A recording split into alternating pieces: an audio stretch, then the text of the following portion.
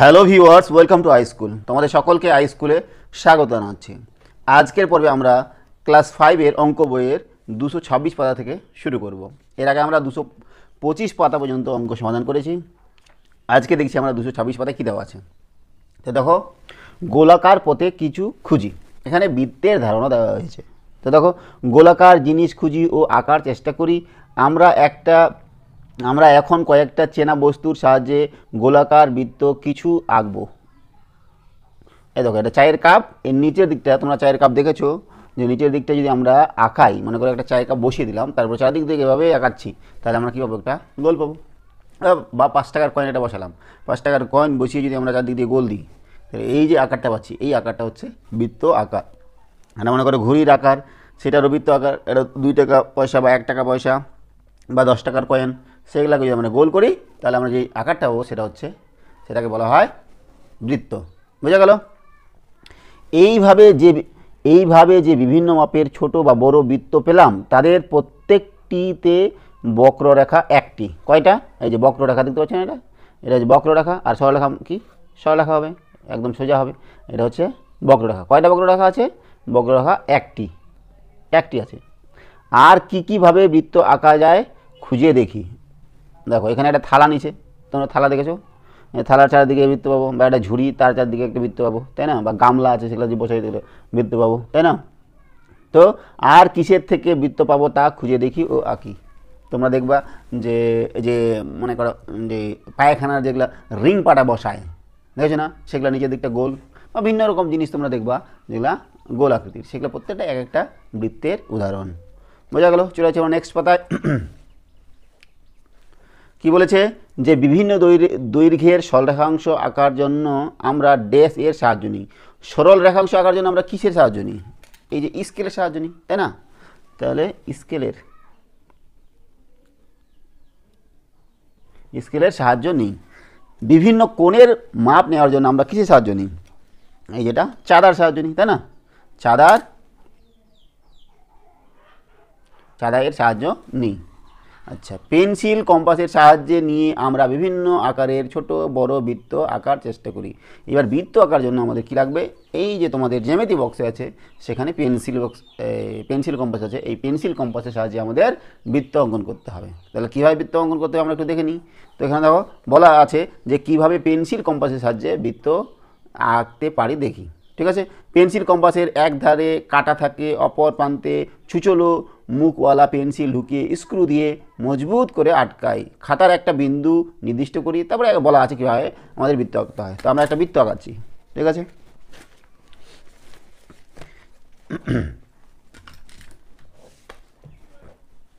বৃত্ত আঁকতে গেলে আমাদের কী করতে হবে? একটা নির্দিষ্ট বিন্দুকে কেন্দ্র করে বৃত্ত আঁকাতে হবে। তো নির্দিষ্ট বিন্দু মনে করো, এইটা একটা নির্দিষ্ট বিন্দু মনে করো, ঠিক আছে? এই নির্দিষ্ট বিন্দুকে কেন্দ্র করে, এই যে এখানে এটাকে কেন্দ্র করে যে আমরা একটু বলে নিই। এই দেখো,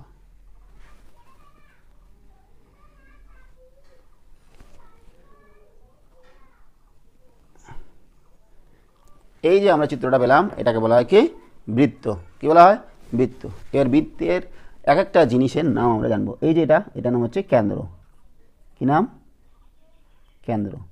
কেন্দ্র কোনটা? যেই নির্দিষ্ট বিন্দুটাকে কেন্দ্র করে আমরা বৃত্ত আঁকলাম। এইবার একটা নির্দিষ্ট দৈর্ঘ্য নিচে, এই যে এই দৈর্ঘ্যটা, এই যে এটা এখানে এদিকে সমান, চারদিকে সমান, তাহলে এই দৈর্ঘ্যটাকে বলা হয় ব্যাসার্ধ। কি বলা হয়? ব্যাসার্ধ। এটা যদি আমরা এখানে যুক্ত করে দিই,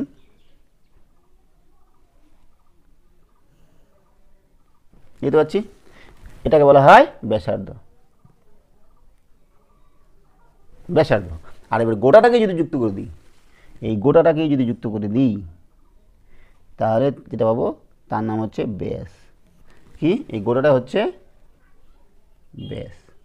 তাহলে কেন্দ্র পেলাম, ব্যাসার্ধ পেলাম, ব্যাস পেলাম।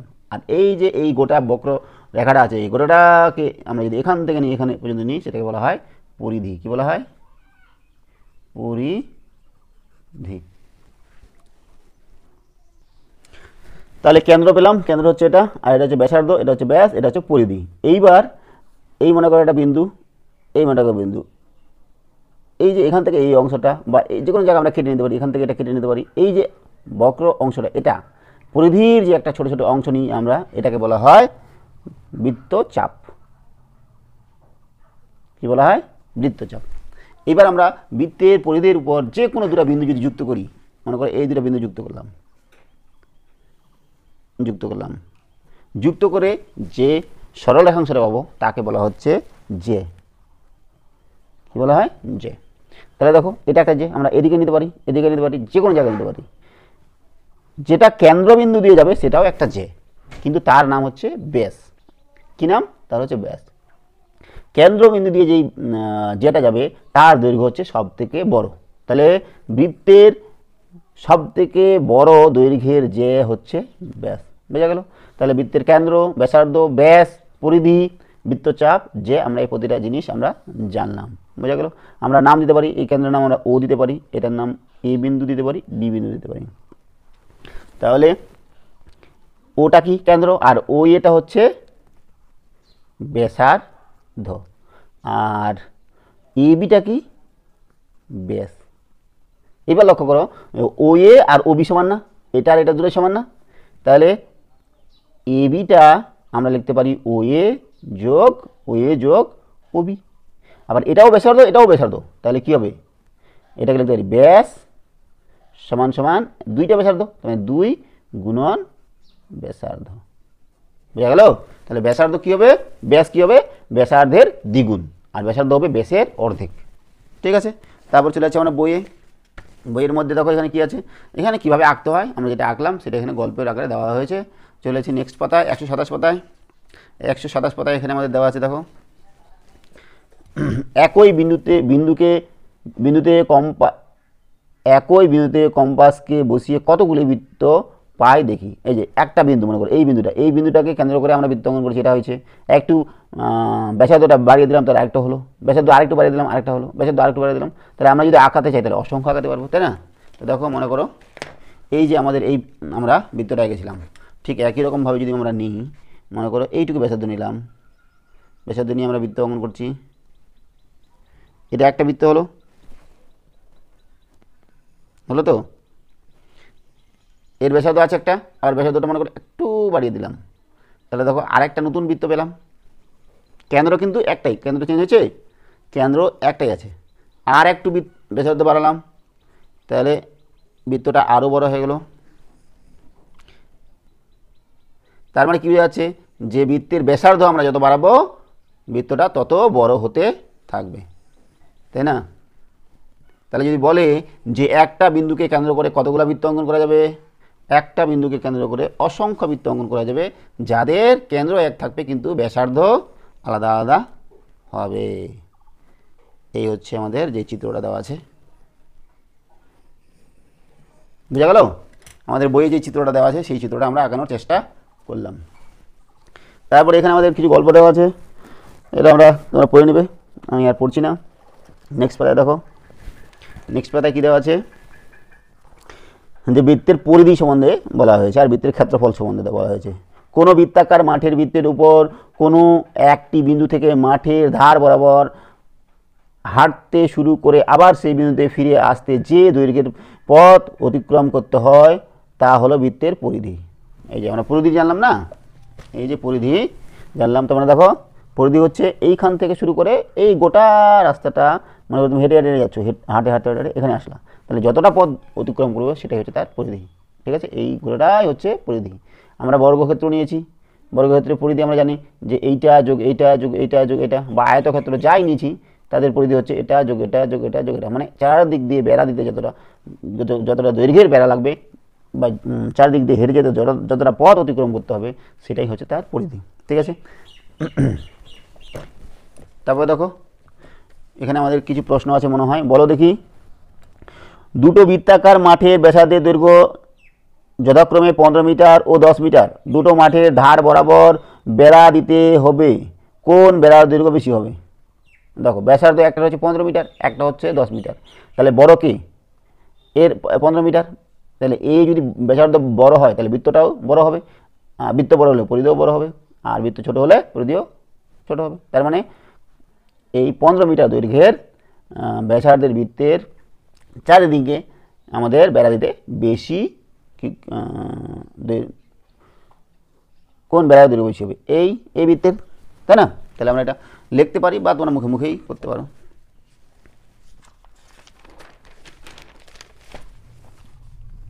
পেজ নাম্বার কত? 229। একটা বৃত্তের ব্যাসার্ধ হচ্ছে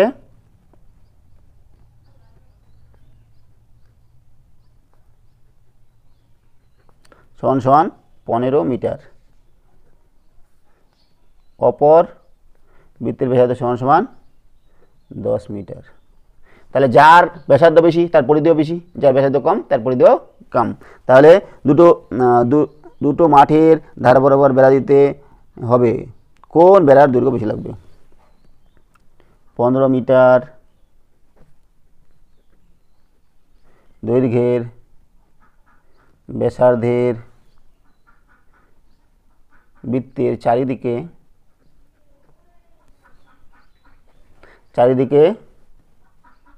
বেড়া দিতে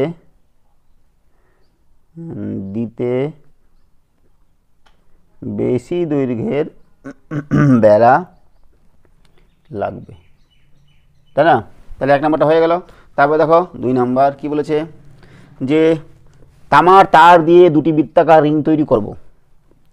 একটার ব্যাসার্ধের দৈর্ঘ্য 2 সেমি, অপরটির ব্যাসার্ধের দৈর্ঘ্য 4 সেমি।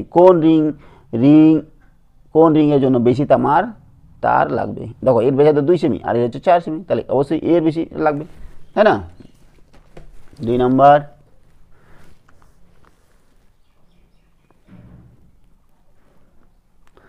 একটি বৃত্তাকার রিংয়ের ব্যাসার্ধ সমান 2 সেমি, অপর বৃত্তাকার রিংয়ের ব্যাসার্ধের দৈর্ঘ্য সমান 4 সেমি। তাহলে এর পরিধি বেশি হবে, 4 সেমি ব্যাসার্ধ বিশিষ্ট রিংটির পরিধি বেশি হবে, তাই ওই রিংটি তৈরি করতে বেশি তামার তার লাগবে। বুঝা গেল? তা আমরা করলাম। নেক্সট পাতা চলে যাচ্ছি আমরা। নেক্সট পাতায় কী আছে দেখো। আচ্ছা, বিভিন্ন ব্যাসার্ধের বৃত্ত আঁকি ও তাদের বিভিন্ন অংশ খুঁজি। 4 সেমি দৈর্ঘ্যের বৃত্তাকার একটি বৃত্ত আঁকি। তাহলে 4 সেমি দৈর্ঘ্যের একটা বৃত্তাকার 4 সেমি দৈর্ঘ্যের ব্যাসার্ধ বিশিষ্ট একটি আমরা বৃত্ত অঙ্কন করব। করছি দেখো।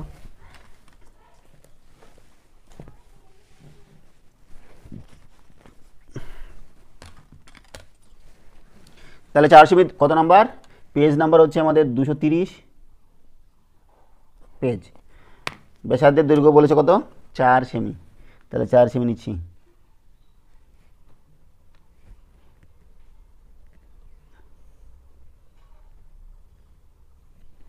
লিখে দিলাম, বাংলায় লিখতে হবে 4 সেমি।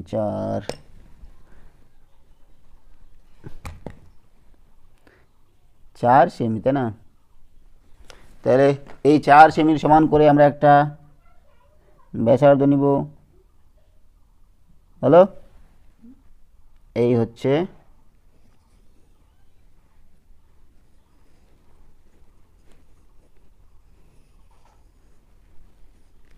আমাদের বৃত্ত হয়ে গেল। এটা হচ্ছে নাম দিলাম ও, এটা হচ্ছে কেন্দ্র। আর ব্যাসার্ধ কত? 4 সেমি। আমরা যেদিকে যে কোনো দিকে আমরা যুক্ত করতে পারি। এটা নাম দিলাম মনে করো এ। তাহলে ব্যাসার্ধ 4 সেমি। বুঝা গেল? তাহলে বৃত্ত হয়ে গেল। নেক্সটে দেখো আমাদের কি আছে। আচ্ছা, বৃত্ত আঁকার চেষ্টা করি যার ব্যাসার্ধ দৈর্ঘ্য 2 সেমি, 3 সেমি, 3.5 সেমি, 2.8 সেমি। তাহলে আমরা আঁকাতে পারবো, কোনো সমস্যা নেই। তাও আমি আঁকাচ্ছি। দেখো কত সেমি দেওয়া আছে? যে 2 সেমি। 1 নম্বরটা 2 সেমি। তাহলে 2 সেমি নিচ্ছি আমরা একটা।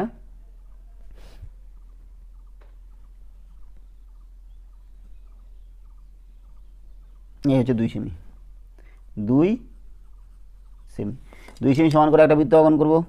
দেখো এর বৃত্তচাপ নিতে হবে। হ্যালো, তাহলে এখানে আমরা বৃত্ত অঙ্কন করতে পারি।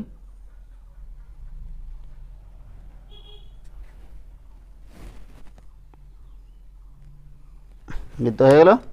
এটা হচ্ছে কেন্দ্র, নাম দিলাম মনে করো ও, আর এই হচ্ছে ব্যাসার্ধ, নাম দিতে পারি মনে করো এ। তাহলে ওই এটা হচ্ছে 2 সেমি, আর এটা হচ্ছে ব্যাসার্ধ, এটা কি কেন্দ্র, তাই না? বুঝা গেল? তবে দেখো 2 নম্বরটা কি আছে, 2 নম্বরটা দেওয়া আছে 3 সেমি, তাহলে 3 সেমি নিই।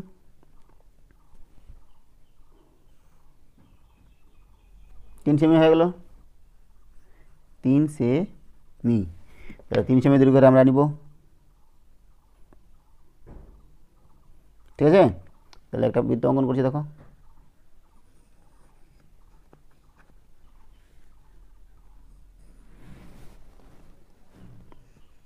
তিন সেমি, এই হচ্ছে কেন্দ্র, নাম মনে করো এখানে পি দিলাম, আর ব্যাসার্ধ মনে করো আমি নিচ্ছি এদিকে, নিচ্ছি মনে করো যে কোনো খুশি নিতে পারি, এখানে নাম দিলাম মনে করো টি, পিটি। এটা হচ্ছে কয় সেমি, 3 সেমি, 3 সেমি। কেন্দ্র কি পি কেন্দ্র, আর পিটি ব্যাসার্ধ সমান সমান 3 সেমি। হলো, তারপরে দেখো 3.5 সেমি, 3 নাম্বারটা 3.5 সেমি, তাহলে 3.5 সেমি নিচ্ছি আমরা। এই 3.5 সেমি, 3.5 সেমি হলো, 3.5 সেমি, 3.5 সেমি নিচ্ছি।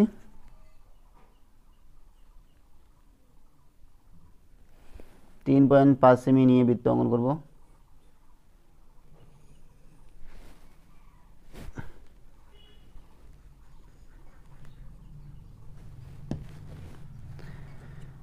এটা হচ্ছে কেন্দ্র, এর নাম দিলাম মনে করো আর, আর ব্যাসার্ধ নিচ্ছি, এটার নাম দিচ্ছি মনে করো আই। তাহলে ব্যাসার্ধ কত হচ্ছে 3.5 সেমি। বুঝা গেল? আর হচ্ছে কি কেন্দ্র, আর আই বা আই আর হচ্ছে কি ব্যাসার্ধ, ব্যাসার্ধ সমান সমান 3.5 সেমি।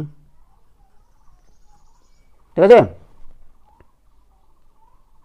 তারপরে দেখো আর এটা আছে 2.8 সেমি, 4 নম্বর অঙ্ক, 4 নম্বরটা 2.8 সেমি, তাই না? তাহলে 2.8 সেমি আমাদের এটা নিতে হবে। 2.8 মানে 2.8, 2.8 হলো না, 5 2 7 8, এই হয়েছে মোটামুটি আর কি, 2.8 সেমি, 2.8 সেমি, 2.8 সেমি।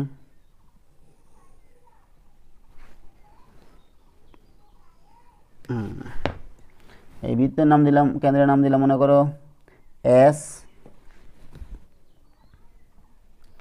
এই এটার দিকে এটা নাম দিলাম মনে করো টি। এসটা কেন্দ্র আর এসটিটা ব্যাসার্ধ, 2.8 সেমি। কেন্দ্র হচ্ছে এস, এসটি হচ্ছে ব্যাসার্ধ সমান সমান 2.8 সেমি। বুঝা গেল? তাহলে আমাদের এগুলা 230 পাতার যেগুলো আছে সেগুলো আমরা করলাম। আর কিছু দেওয়া আছে, এখানে কিছু দেওয়া আছে, দেখো পড়ি একটু। এই বৃত্তগুলি আঁকতে গিয়ে জানলাম যে একটি নির্দিষ্ট বৃত্ত আঁকতে একটি নির্দিষ্ট ড্যাশ ও একটি নির্দিষ্ট দৈর্ঘ্যের ড্যাশ দরকার, একটা নির্দিষ্ট কেন্দ্র দরকার, তাই না? কেন্দ্র ও একটি নির্দিষ্ট দৈর্ঘ্যের ব্যাসার্ধ, ব্যাসার্ধ দরকার, তাই তো? আচ্ছা, এখানে দেখো বৃত্তের কেন্দ্র হচ্ছে ও, ব্যাসার্ধ, ব্যাসার্ধ ও এটা ব্যাসার্ধ, ও বিটা ব্যাসার্ধ, ও এ ও বি ও সি, ও সি কোথায়, হ্যাঁ ও সি ও ডি, এগুলো সবগুলো ব্যাসার্ধ দেখতে পাচ্ছি আমরা। বৃত্তের যে কোনো দুটি বিন্দু যোগ করে E F D C G H M N K L সরলাংশ পেয়েছি, এগুলি হচ্ছে যে দেখো ই এফ, ই এফ এটা একটা যে, হ্যাঁ, তারপর দেখো এল কে এটাও জে, জি এইচ এটা জে, এম এন এটাও জে, আর সিডি এটাও একটা জে। ঠিক আছে, এগুলো হচ্ছে জে। যে কোনো দুটো বিন্দু যোগ করলে সেটা জে পাচ্ছি। সরল রেখাংশগুলোর মধ্যে ডিসি, ডিসি এই যে ডিসি বৃহত্তম, ডিসিটা সব থেকে বড়, যেটা কেন্দ্র বিন্দুগামী মানে ও বিন্দুগামী, এটা কেন্দ্র দিয়ে গেছে এই যেটি ব্যাস। তাহলে কি বলছে, ব্যাসার্ধ ব্যাসই বৃত্তের বৃহত্তম জে, ব্যাসই হচ্ছে বৃত্তের বৃহত্তম জে। আবার ডিসি আমি যেটা একটু আগে করলাম, আবার ডিসি সমান সমান ডিসি সমান সমান DO plus OC, DO plus OC, DO plus DO, কারণ যে ওসি আর ডিও একই, দুটাই ব্যাসার্ধ, তাহলে ওসির জায়গায় ডিও লিখেছে, ডিও প্লাস ডিও সমান সমান 2 ইন্টু ডিও, তাহলে ব্যাসের দৈর্ঘ্য সমান সমান 2 ইন্টু ব্যাসার্ধের দৈর্ঘ্য, আমরা একটু আগেই করলাম। ঠিক আছে, ওইটা এখানে করে দেওয়া আছে। আচ্ছা, ব্যাসের দৈর্ঘ্য ব্যাসার্ধের দৈর্ঘ্যের দ্বিগুণ এবং ব্যাসার্ধের দৈর্ঘ্য ব্যাসের দৈর্ঘ্যের অর্ধেক, ব্যাসের দৈর্ঘ্য ব্যাসার্ধের দৈর্ঘ্যের দ্বিগুণ আর ব্যাসার্ধের দৈর্ঘ্য ব্যাসের দৈর্ঘ্যের অর্ধেক। ঠিক আছে না? তারপর দেখো চলে যাচ্ছি নেক্সট পাতায়।